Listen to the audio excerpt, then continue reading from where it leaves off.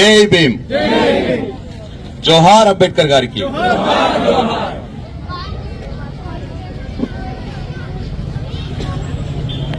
ఈరోజు భారతరత్న, భారత రాజ్యాంగ నిర్మాత గౌరవనీయులు డాక్టర్ బిఆర్ అంబేద్కర్ గారి జయంతిని పురస్కరించుకొని నా సొంత వేల్పూర్ గ్రామంలో ఈ జయంతి వేడుకలకు హాజరైనటువంటి వేల్పూర్ ఎంపీపీ సోదరి జమున గారికి, మాజీ జడ్పీటీసీ సభ్యురాలు సోదరి నీరెడ్డి భాగ్య గారికి, అంబేద్కర్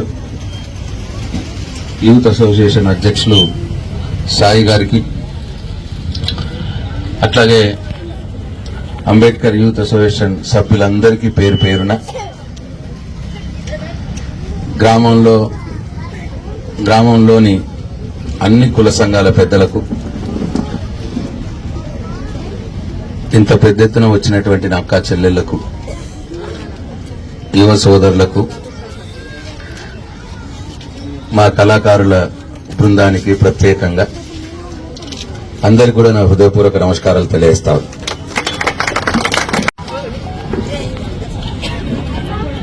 అయితే ఇవాళ అంబేద్కర్ గారి జయంతి అంటే మొత్తం భారతదేశం మొత్తం మీలో కూడా కుల మతాలకు అతీతంగా ఒక పండుగ జరుపుకోవడం జరుగుతా ఉన్నది. ఎందుకు జరుగుతా ఉన్నది ఇట్లా? అంబేద్కర్ గారు ఎవరో కొంతమందికి చెందిన వ్యక్తి కాదు. అంబేద్కర్ గారు అందరివాడు.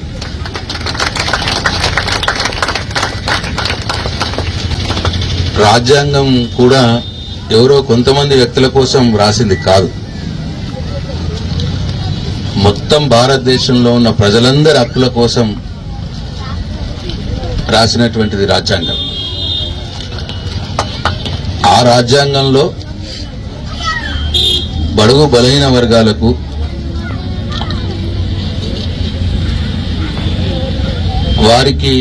వారి అభ్యున్నతి కోసం, వారు రాబోయే రోజుల్లో వారికి ఏం నష్టం జరగచ్చు అని ఊహించి, వారికి కూడా సమాన అవకాశాలు ఈ సమాజంలో రావాలి, ఆ రోజే ఊహించి ఆ రాజ్యాంగంలో పొందుపరిచారు.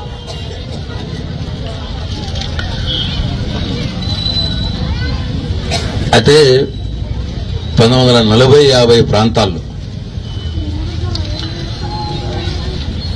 ఈ రాజ్యాంగం రాసేటప్పుడు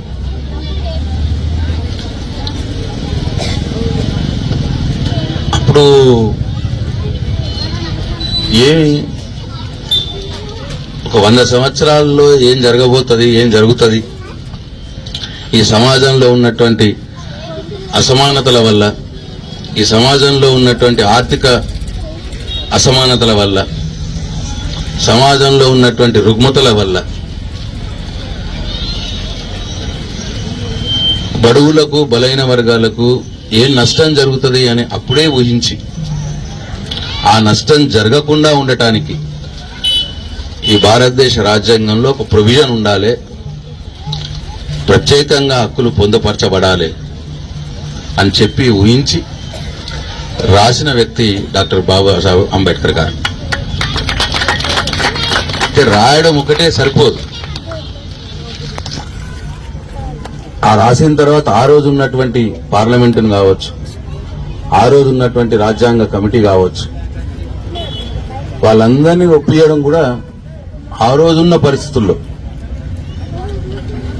ఆ రోజు ఇంతకంటే ఎక్కువ ఫ్యూడల్ సామ్రాజ్యం ఉండే, ఇంతకంటే ఎక్కువ అణచివేతలు ఉండే, ఇంతకంటే ఎక్కువ అస్పృశ్యతలు ఉండే, అంటరానితనం ఉండే. ఆ ఉన్న సందర్భంలో ఆ రోజుల్లో వాళ్ళందరిని ఒప్పించడం అనేది పెద్ద టాస్క్. సరే, రాయడం ఓ నలుగురిని కూర్చోబెట్టుకోవచ్చు, సూచనలు తీసుకోవచ్చు, నిపుణులు కూర్చోబెట్టుకోవచ్చు, రాసి దాని రాజ్యాంగం ఫ్రేమ్ చేసుకోవచ్చు. అది కూడా కష్టమైన పనే. నా ఉద్దేశంలో దానికంటే ఎక్కువ కష్టమైన పని ఒకటి, 100 సంవత్సరాల్లో ఏం జరగబోతుందో ఊహించడం గొప్ప విషయం. ఆ ఊహించి దానికి సరిపడా ప్రొవిజన్స్ పెట్టడం ఒక భాగం. ఈ రెండిటి కంటే కష్టమైన పని ఏంటంటే ఆ రోజున్న వ్యవస్థని, ఆ రాజకీయ వ్యవస్థని ఒప్పించడం చాలా గొప్ప విషయం. అట్లా అందరినీ ఒప్పించి, మెప్పించి, అర్థం చేపించి, ఈ భారతదేశ రాజకీయ వ్యవస్థను ఒప్పించి ఇవాళ ఈ రాజ్యాంగంలో బడుగు బలైన వర్గాలకు ఆ ప్రొవిజన్ పెట్టి ఇవాళ చాలా కోట్ల మంది బడుగులకు ఇవాళ సమాన అవకాశాలు కల్పించబడ్డాయి, లాభం జరిగింది. ఇంకా జరుగుతూనే ఉండాలా ముందు ముందు కూడా. అది నిరంతర ప్రక్రియ, ఆగిపోకూడదు. రాజ్యాంగం అంటే అది మనందరికి ఒక శ్వాస, ఒక ఊపిరి. మనకు శ్వాసనిచ్చిన వ్యక్తి డాక్టర్ బిఆర్ అంబేద్కర్ గారు, మనకు ఊపిరినిచ్చిన వ్యక్తి డాక్టర్ బిఆర్ అంబేద్కర్. ఆయన చూపు ఎప్పుడు కూడా బలహీనుల వైపే ఉండేది. అది ఈ కులం ఆ కులం అని కాదు. బలహీనల్లో ఆ రోజు ఆయన అనుకున్నది మహిళల్ని కూడా బలహీనులు అనుకున్నాడు ఆయన. ఆడవారు కూడా పాపం బలహీనులే, వాళ్లకు ప్రొవిజన్స్ ఉండాలి, వాళ్ళకి చదువు రావాలి అని తప్పించిన వ్యక్తి. ఇకపోతే ముఖ్యంగా ఆయన అందరికీ కూడా బోధించింది ఏంటంటే మనకిచ్చినటువంటి హక్కుల్ని, మన ఊపిరి శ్వాస అయినటువంటి రాజ్యాంగాన్ని మనం కాపాడుకోగలుగుతాం ఎప్పుడు మనం బాగా చదువుకోవాలందరం. దాని అర్థం పరమార్థం మనకు తెలియదు. చదువే బలహీనుల యొక్క ఆయుధం కావాలి అన్నాడు డాక్టర్ బిఆర్ అంబేద్కర్ గారు. ఆస్తులు పోతాయి, రాజ్యాలు పోతాయి, కానీ చదువుకున్న చదువు మాత్రం ఎక్కడికి పోదు. ఆ చదువునే మనకు ఒక మెట్టుగా మలుచుకొని మన జీవితం స్థిరపడే విధంగా చేసుకోవాలని చెప్పినారు ఆయన. కాబట్టి ఇక్కడ ఉన్న నేను మీ అక్క చెల్లెళ్ళందరికీ కూడా మనం చేస్తాను. ఫస్ట్ మీ కుటుంబంలో మొదలు మీరు ప్రాధాన్యం ఇచ్చేది మీ పిల్లల చదువుకే ఇవ్వండి దయచేసి. మిగతాయన్నీ ఉంటాయి, మిగతాయన్నీ కుటుంబంలో చాలా ఉండొచ్చు, కష్టాలు ఉండొచ్చు, అన్నిటిని కూడా అధిగమించాలి. అన్నిటిని అధిగమించి మన పిల్లల్ని మంచిగా చదివించాలి.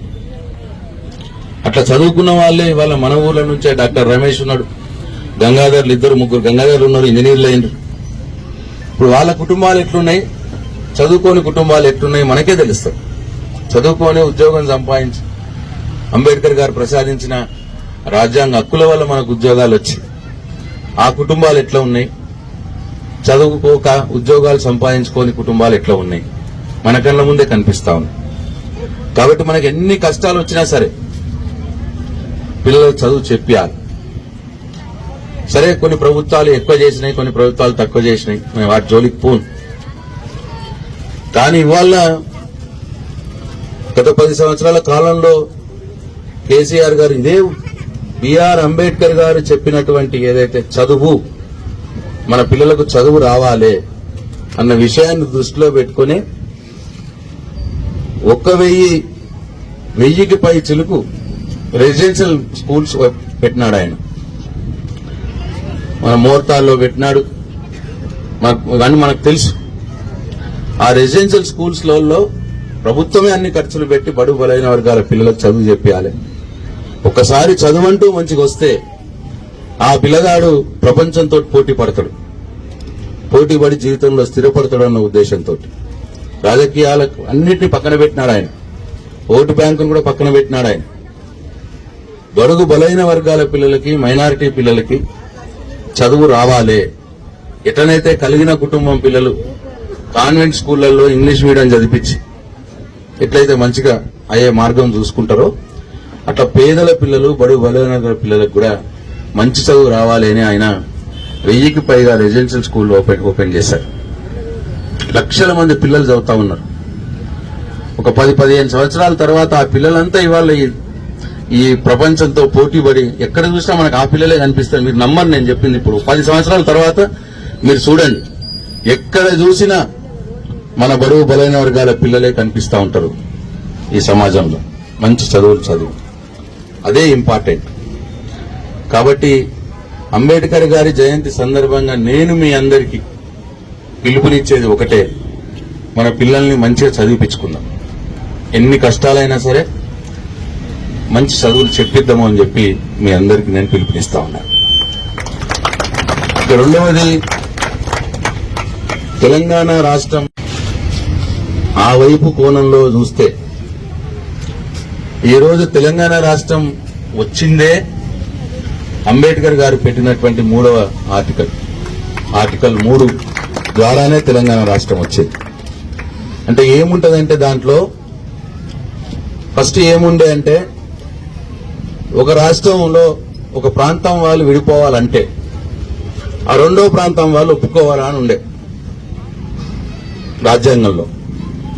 అందరు అట్లే అన్నారు. రాజ్యాంగంగా పార్లమెంటు అప్పుడున్న రాజకీయ వ్యవస్థ అందరు అట్లా అన్నారు. ఒక రాష్ట్రంలో ఉన్న ఒక ప్రాంతం వాళ్ళు విడిపోవాలంటే రెండో ప్రాంతం వాళ్ళు ఒప్పుకోవాలి. అంటే అర్థమైంది, మనం ఆంధ్రప్రదేశ్ నుంచి తెలంగాణ విడిపోవాలంటే ఆంధ్రలో ఒప్పుకోవాలి. మనం విడిపోవాలంటే మనం కొట్లాడుతున్నదే ఆంధ్రలో మీద. మన బాధనే మన వనరులు దోస్తున్నారు, మన నీళ్లు దోస్తున్నారు, మన నిధులు దోస్తున్నారు ఆంధ్ర వాళ్ళు. కాబట్టే మన రాష్ట్రం మనకు కావాలని మనం అడిగితే మళ్ళా మీరు ఆంధ్రలో ఒప్పుకుంటేనే మీకు ఇస్తాం రాష్ట్రము అని అంటే వస్తుందా రాష్ట్రం? అది తెలంగాణ కొట్లాట ఇప్పటిది. అది ఆయన ఆ రోజుల్లో ఆయన ఆలోచన చేసింది. అది తప్పది. ఒక పెద్ద ప్రాంతంలో చిన్న ప్రాంతం విడిపోతున్నది అంటే పెద్ద ప్రాంతం వాడు ఒప్పుకుంటేనే విడిపోవాలంటే వాడు ఎట్లనో ఒప్పుకోడు, వాడు ఆధిపత్యంగా కొనసాగాలనుకుంటాడు. కాబట్టి అది జరగదు. అది ప్రాంతాలు వాళ్ళ మధ్యలో పెట్టద్దు. ఒప్పుకోవాలంటే అది రాష్ట్రం ఇయ్యాలనే అధికారం కేంద్రానికి ఉండాలి, అత్యున్నతమైనటువంటి పార్లమెంటుకు ఉండాలి. ఒక రాష్ట్రం విడదీయాలంటేనే ఆర్టికల్ 3 ప్రకారం పెట్టినాడు ఆయన. అట్లా పెట్టుట్లనే మనకు పార్లమెంటు ద్వారా తెలంగాణ రాష్ట్రం తీసుకోవాలని ఉండుట్లనే మనకు తెలంగాణ వచ్చింది. ఒకవేళ అంతకుముందు ఉన్నట్టు ఆంధ్రలో ఒప్పుకుంటేనే తెలంగాణ ఇచ్చుడనంటే ఇప్పటికీ రాకపో మనకు తెలంగాణ.